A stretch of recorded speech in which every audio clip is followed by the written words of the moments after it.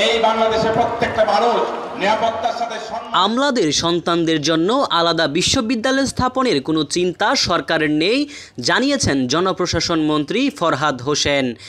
তিনি বলেন, এই কনসেপ্টটা আমরা নিতে পারছি না। রোববার 5 মে সচিবালয়ে সাংবাদিকদের সঙ্গে আলাপকালে এক প্রশ্নের জবাবে এই কথা বলেন তিনি। সর্বশেষ জেলা প্রশাসক সম্মেলনে ডিসিরা আমলাদের সন্তানদের জন্য আলাদা বিশ্ববিদ্যালয় স্থাপনের প্রস্তাব দেন।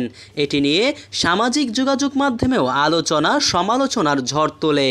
এ বিষয়ে দৃষ্টি আকর্ষণ করলে জনপ্রশাসন মন্ত্রী বলেন, আমার যতদূর মনে পড়ে সেখানে অনেকগুলো বিষয় এসেছিল। প্রধানমন্ত্রীর সামনে যখন ডিসিরা আসেন তখন তারা দেশের নির্বাহী প্রধানের সঙ্গে কথা বলার সুযোগটা পান। এটা তাদের জন্য একটা বড় সুযোগ। অনেক বিষয় সেখানে আসে, অনেক চাওয়া, অনেক পাওয়া, অনেক প্রত্যাশার বিষয় উঠে আসে। সেখানে বিভিন্নজন বিভিন্ন রকম প্রশ্ন করেছেন।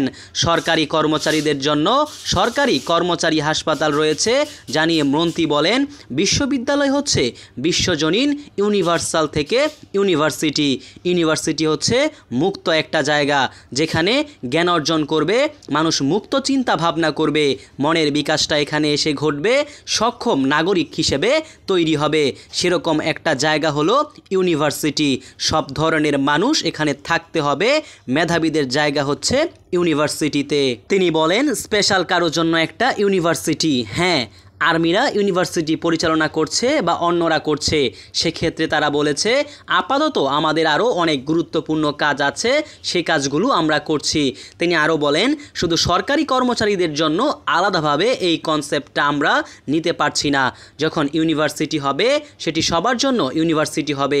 সেখানে ভর্তি পরীক্ষায় উত্তীর্ণ হয়ে তাকে পড়াশোনার সুযোগ নিতে হবে। আমরা বিষয়টাকে এভাবেই দেখি।